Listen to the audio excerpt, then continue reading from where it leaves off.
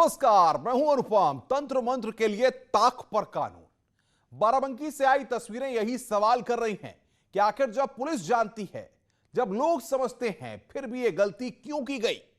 एक और पुलिस के बड़े अधिकारी कह रहे हैं कि अंधविश्वास वालों पर कार्रवाई होगी, जो भी कानून तोड़ेगा उसे छोड़ा नहीं जाएगा। लेकिन बाराबंकी में न सिर्फ कानून को तोड़ा गया, बल्कि इस काम में पुलिस की भी भागीदारी थी।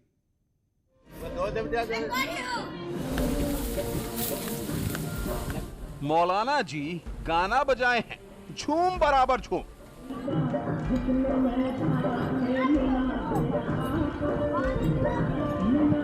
इतना शानदार माहौल है, कोई सेल्फी तो खींच दो। बता दीजिए, एक बना लो। भाई जब लॉकडाउन को पास करेगा।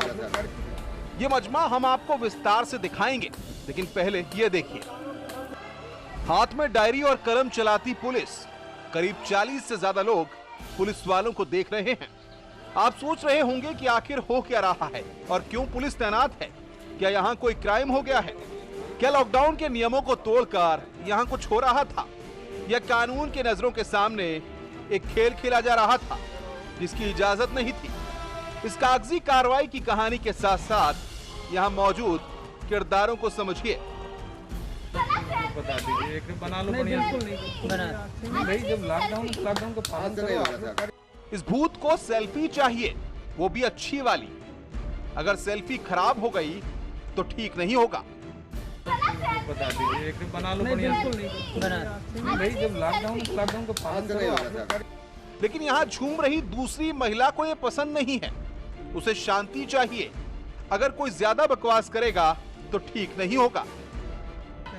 बहुत देर से बोलती है आप, इतना पटक पटक के मारूंगी कि आपकी आवाज नहीं निकल पाएगी। अरे बाबा, चलो। यहाँ जितने किरदार हैं, उतनी कहानियाँ। आज हम लोग की शहीदी है, आज हम लोग की शहीदी है। मौलाना ने गाना बजा दिया है और उसी की धुन पर ये महिलाएं झूम रही हैं। दावा तो किया जा रहा है इन पर प्रेत आत्माओं का प्रकोप है। ये खुद नहीं ऐसा कर रही हैं, कोई इनसे करा रहा है। कोई है जो इन्हें अदृश्य रहकर काबू कर रहा है, और उस अदृश्य शक्ति पर नकेल डालने का काम मौलाना करते हैं। गुलाम तो मान है सर जी, लेकिन ये जो खबीस हमारे साथ है ये नहीं मानते हैं। गुलाम को आप बंद कर लीजिए, फिर भी मरी जाएगा नहीं। फिर भी ये तस्वीरें बाराबंकी की हैं। कोरोना की वजह से अस्पतालों में भीड़ है, तो अदृश्य शक्ति के कारण मजारों पर मजमा लगा है। आप कहेंगे कि 21वीं सदी में अंधविश्वास का खेल क्यों जारी है? आपको हंसी आएगी। आप इन्हें अनपढ़ कहेंगे, इनके बारे में तमाम धारणाएं बना लेंगे, इन्हें उलाहना कहेंगे और कहेंगे कि ये सब नौटंकी है। भूत प्रेत बाधा को नकारने के कई उदाहरण आपके पास होंगे। आपके मन में यह भी सवाल उठ रहा होगा कि ऐसे लोगों के खिलाफ कार्रवाई होनी चाहिए, जो कि तस्वीरों में होती दिखाई दे रही है, लेकिन असली तस्वीर कुछ और ही है। गुलाम तो मान है सर जी, लेकिन ये जो खबीस हमारे साथ है ये नहीं मानते हैं। गुलाम को आप बंद कर लीजिए, फिर भी मरी जाएगा नहीं। इन तस्वीरों को देखने के बाद आप सोच रहे होंगे कि ये लोग किस तरीके से लॉकडाउन के नियमों को तोड़कर प्रेत बाधा छुड़ाने का काम कर रहे थे, लेकिन ऐसा नहीं है। बाराबंकी में जो कुछ हो रहा था वो सब पुलिस के सामने हो रहा था, और दरोगा शिखा सिंह का मानना है कि यह सब कुछ ठीक है। बाराबंकी के थाना फतेहपुर के मिर्जापुर गांव की ये तस्वीरें हैं। कोई महिला हैंडपंप पर झूल रही है, कोई सड़क पर है तो कोई बगीचे में। प्रेत बाधा छुड़ाने का दावा करने वाले मौलाना इन पर सवार भूत को उतारने में लगे हुए हैं। उनका दावा है कि इन महिलाओं पर ऐसी नेगेटिव शक्तियां सवार हैं जो इनको नुकसान पहुंचाती हैं, और उन्हीं के पास ऐसा मंत्र है, इसका इस्तेमाल कर इनका भूत भगा सकते हैं। ये सब मालिक की मर्जी है, मैं अब कैसे बता दूँ? नहीं, किस तरीके के मरीज आते हैं? मरीज अब आप तो देख लिया आंखों से, बस ये आप इसी तरीके से हैं जैसे आप शैतान बदमाशों को सही करते हैं, वैसे मैं सीढ़ियों को ऊपर वाले से दुआ करके ठीक करता हूँ। अभी आज कितने लोग ठीक हुए? रात में 32 लोग ठीक हुए। रात में? जी। कहाँ कहाँ से मरीज आते हैं? बन्नी के थे, सुरिया मऊ के थे, महमूदाबाद के थे, सीतापुर के थे, सिगौली के थे। काफ़ी दूर दूर से दूर दूर के आते हैं, कानपुर के भी आते हैं। ऐसा सिर्फ मौलाना ही नहीं मानते हैं, खाकी वर्दी में मौके पर मौजूद दरोगा शिखा सिंह भी मानती हैं। अरे मौलाना साहब कहाँ नमाज पढ़ रहे हैं क्या? दरोगा शिखा सिंह की बात सुनेंगे तो हो सकता है आपको हैरानी हो, लेकिन उन्हें नहीं है। शिखा सिंह को ना तो लॉकडाउन के नियमों से कुछ लेना देना था और न ही उनकी नजर में ये मजमा गलत था। रोज चलते रोज चलते। हाँ, यहाँ तो इलाज होता है ना मरीज वो तो अंधविश्वास है। नहीं, ठीक है, अंधविश्वास नहीं है जो भी है, लेकिन अब चल रहा है। अब आप देखिए, मतलब आप जो लोगों की हालत देखिए, ऐसे सर पटक रहे हैं, लौट रहे हैं, ये कर रहे हैं। वहां मौजूद लोग दरोगा शिखा सिंह से कहते रह गए कि ये अंधविश्वास है, इसे बंद होना चाहिए, लेकिन वो मानने के लिए तैयार नहीं थी। वो इसलिए वहां बैठी थी ताकि कोई और इन लोगों को परेशान ना करे।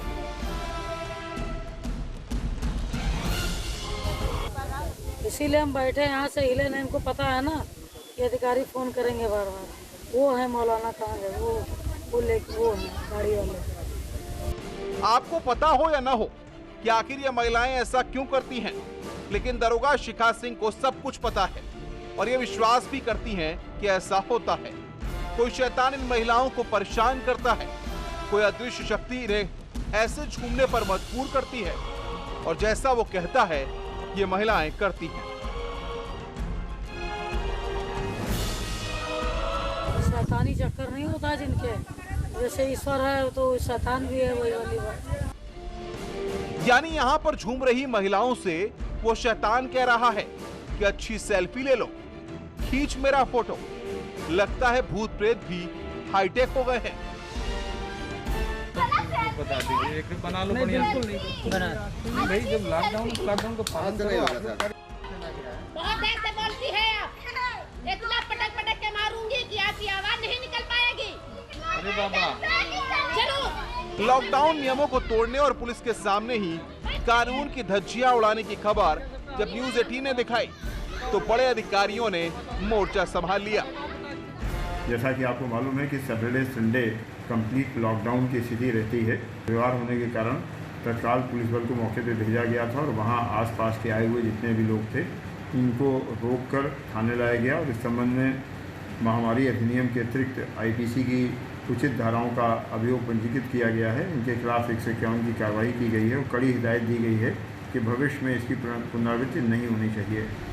पुलिस के बड़े अधिकारी मानते हैं कि एक धार्मिक स्थल है, फिलहाल 5 से ज्यादा लोग एक स्थान पर नहीं जुट सकते और अंधविश्वास फैलाना अपराध है। तो सवाल उठता है कि महिला दरोगा शिखा सिंह की मौजूदगी को नजरअंदाज करना कितना उचित है। रोज चलते रोज चलते। हाँ, यहाँ तो इलाज होता है ना मरीज। वो तो अंधविश्वास है। नहीं, ठीक है, अंधविश्वास नहीं है। जो भी है, लेकिन अब चल रहा अब आप देखिए, मतलब आप जो लोगों की हालत देखिए, ऐसे सर पटक रहे हैं, लौट रहे हैं, ये कर रहे हैं। न्यूज 18 के लिए बाराबंकी से अनिरुद्ध शुक्ला की रिपोर्ट।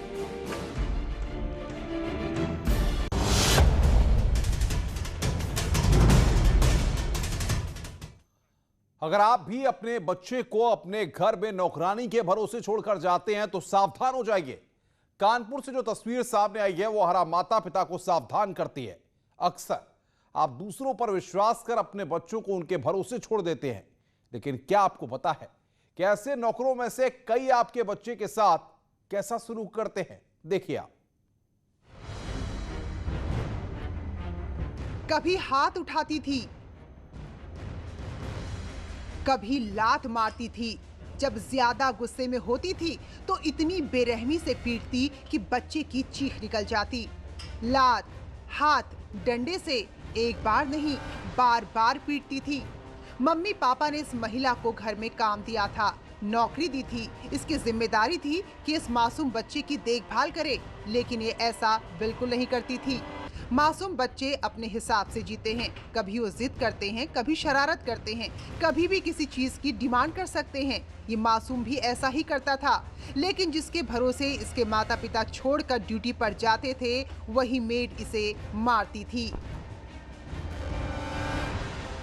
माता पिता को इस बात की भनक नहीं थी। उन्हें नहीं पता था कि उनके बच्चे के साथ उनके घर में नौकरानी क्या करती थी। बच्चा कहता भी था कि मेड ने मारा, लेकिन ना तो पिता को बच्चे की बात पर विश्वास होता था, ना ही माँ को। ये बताता भी था कि ये जो है ये हमको मारी है, इशारा करके ऐसे मारी है। हमने कहा किसने मारा? रो रहा होता था ये, तो मैं किसने मारा? तो कहता था इन्होंने मारा। बता देता, छोटा भाई है उसको भी हम लोग बता रखे थे ना इसको कि भैया ने मारा, तो छोटे भैया ने, तो उसको बताता, तो वैसे उसने बताया। जरा सोचिए, इतने कम उम्र के बच्चे को जब ये मेड लात से मारती होगी तो उसे कितनी दर्द, कितनी तकलीफ होती होगी। कमरा बंद होने की वजह से बच्चे की रोने की आवाज बाहर नहीं जाती थी और फिर इस बंद कमरे में वो अपनी खींच बच्चे पर निकालती थी।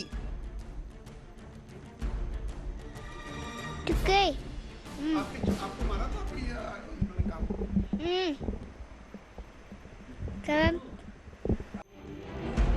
ये खबर कानपुर के इंदिरा नगर के रतन ऑर्बिट अपार्टमेंट की है। सौरभ रेलवे में नौकरी करते हैं और उनकी पत्नी भी सरकारी जॉब करती हैं।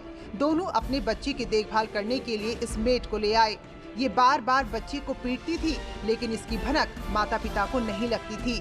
एक दिन जब माँ ने नोटिस किया कि उनका बेटा काफी सहमा हुआ है, लिफ्ट के पास पहुंचे तो बहुत ज़्यादा तेज़ से आवाज़ आई। तो मैंने इनसे बोला कि कहीं ऐसे क्यों रो रहा है, ऐसे तो रोता नहीं है रोज़। तो फिर ये हुआ कि नहीं है, वो बच्चा है, रो रहा होगा। फिर हम चले गए। जब हमने डॉक्टर को दिखाया, वापस जब आए तो मुझे पता नहीं, तभी मेरे को लग रहा था कुछ ना कुछ प्रॉब्लम ज़रूर है। तो फिर मैंने उसे बैक रिवाइंड किया कैमरे की रिकॉर्डिंग को, और जब मुझे दिखा कि हाँ इसने पिटाई की, तब मैंने इनको बताया। बच्चे की माँ जिस दिन की बात कर रही है, उस दिन की तस्वीरें आप देख रहे हैं। देखिए, जब पति पत्नी ड्यूटी पर चले गए तो मेड ने दरवाजा बंद किया। उस वक्त बच्चा माता पिता के साथ जाने की जिद कर रहा था। मेड ने दरवाजा बंद करने के बाद बच्चे को थप्पड़ दिखाकर चुप कराया और फिर लाकर उसे सोफे पर बिठा दिया। कुछ सेकंड बाद मेड बच्चे के पास आती है और उसे लात मारती है। लात की चोट से बच्चा सोफे पर गिर जाता है, लेकिन इस मेड को उस मासूम पर दया नहीं आती। उसने दोबारा लात मारी और मासूम दूर तक लुढ़क गया।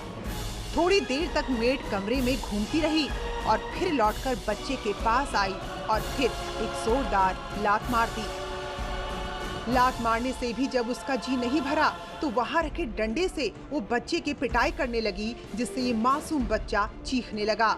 सीसीटीवी फुटेज में अगर ऑडियो होता तो हम आपको बच्चे की चीख भी सुना सकते थे, लेकिन आप महसूस करिए कि इस मासूम पर अपने माता पिता के बगैर अपने ही घर में क्या गुजर रही है। मैंने इसको कभी नहीं मारा और ये वो उसको पैरों से मार रही है और मतलब जूते से भी मार रही है। नहीं लगता तो बहुत बहुत बुरा है, क्योंकि हम बहुत विश्वास कर उसको उस पर छोड़ कर गए थे कि तुम मुझसे, मैं जबकि रोज़ बोल देती हूँ कि ये बदमाश है, बदमाशी करेगा, लेकिन इसे मारना नहीं कभी भी, लेकिन उसके बाद भी उसने मार दिया।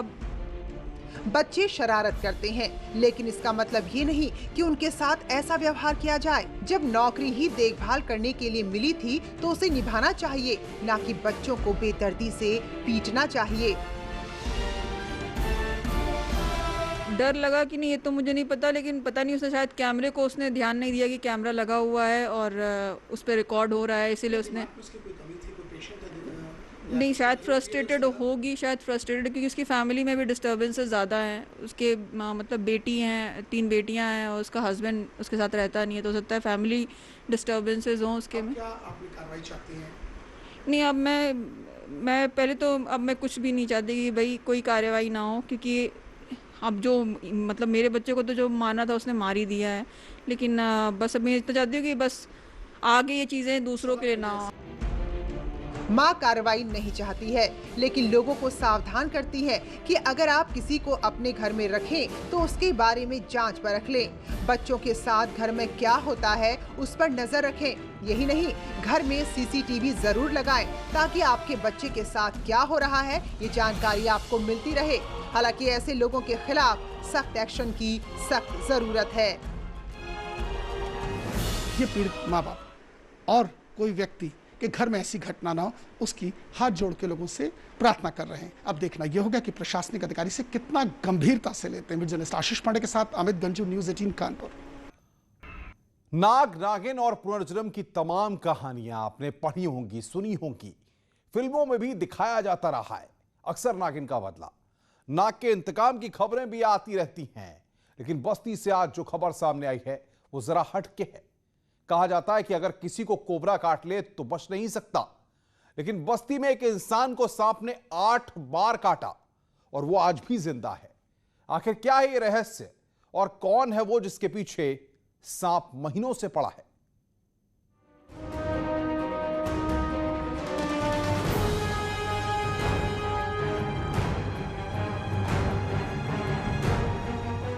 क्या कोबरा के जहर से बच सकता है इंसान?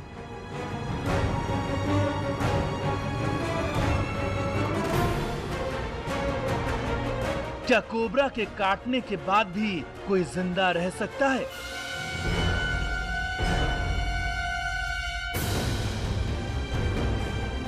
डॉक्टर कहते हैं कि अगर तुरंत इलाज मिल जाए तो संभव है, लेकिन अब तक देखा गया है कि कोबरा के काटने से इंसान कुछ ही मिनटों के अंदर दम तोड़ देता है। 30 मिनट के अंदर कोबरा किसी की भी जान ले सकता है। लेकिन इस लड़के को सांप ने 8 बार काटा, लेकिन आज भी जिंदा है। दावा किया जा रहा है कि कोबरा यानी नाग ने इसे बार बार काटा, लेकिन कुछ नहीं हुआ। तबीयत बिगड़ जाती है, लेकिन ये नौजवान आज भी जिंदा है। आपको क्या परेशानी हो रही है?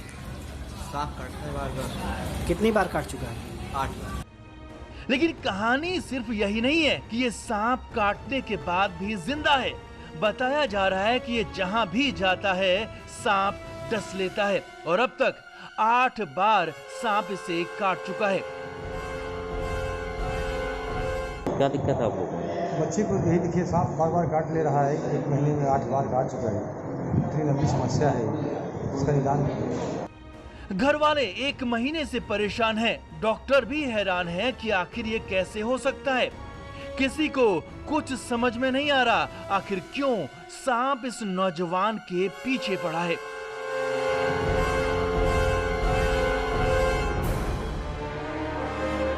8 बार सांप काटने की बात उसने की है।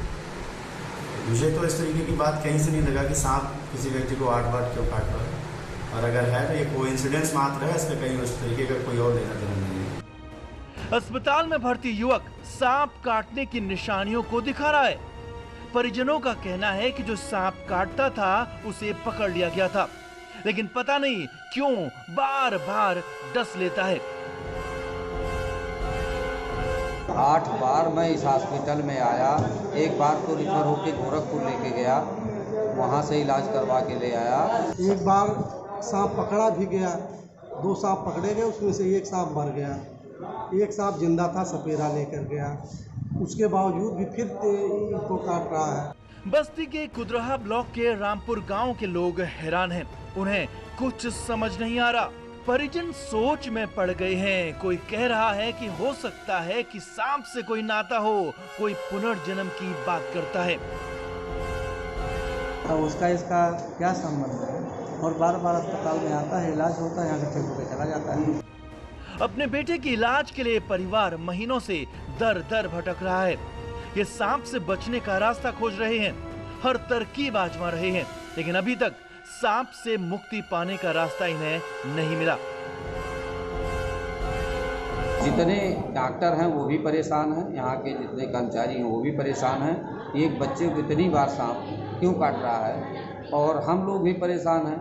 इसी चक्कर में जो बताता है, कोई पंडित जी को बताता है, कोई किसी को बताता है, सारे लोगों का चक्कर काट रहे हैं, लेकिन अभी तक कोई सही तरीका, सही इलाज, सही जो है सलाह किसी से मिल नहीं पा रही है। युवक के चारों ओर पहरा रहता है। रात में घर वाले जाग कर देखते हैं, फिर भी सांप उस तक पहुंच जाता है और काट लेता है। जब बार बार ऐसा होने लगा तो घर वालों ने युवक को दूर भेज दिया, लेकिन सांप ने पीछा नहीं छोड़ा। तस्वीरों में जिस सांप को देख रहे हैं, कहा जाता है कि अगर एक बार किसी को काट ले तो वो जिंदा नहीं बचेगा। लेकिन इस युवक को 8 बार सांप काटने की पहेली उलझी हुई है। नाग नागिन ज्यादातर पैरों और बाहों में काटते हैं। एक रिसर्च के मुताबिक पैर के निचले हिस्से में सांप काटने के 70% चांस होते हैं। इस युवक को भी सांप ने बार बार पैरों में काटा। ऐसा इसलिए होता है कि पैरों तक सांप की पहुंच सबसे ज्यादा होती है। आमतौर पर काला नाग भारत के हर क्षेत्र में मिलता है, जिनमें कोबरा सबसे खतरनाक सांप है। ये वाइपर सांप से भी डेंजर है। इसके जहर से बचने की संभावना सिर्फ 14% होती है, यानी कि बिल्कुल कम। सांप का जहर दरअसल उसका प्रोटीन होता है। ये प्रोटीन उसे छिपकली, मेंढक, घोंगा, चैंटा, छोटे सांप और अन्य जहरीले जीवों से मिलता है। सांप के ऊपरी जबड़े में एक छोटी सी थैली में उसका जहर मौजूद रहता है। जब सांप के सिर पर दबाव आता है तो वो जहर को उगल देता है।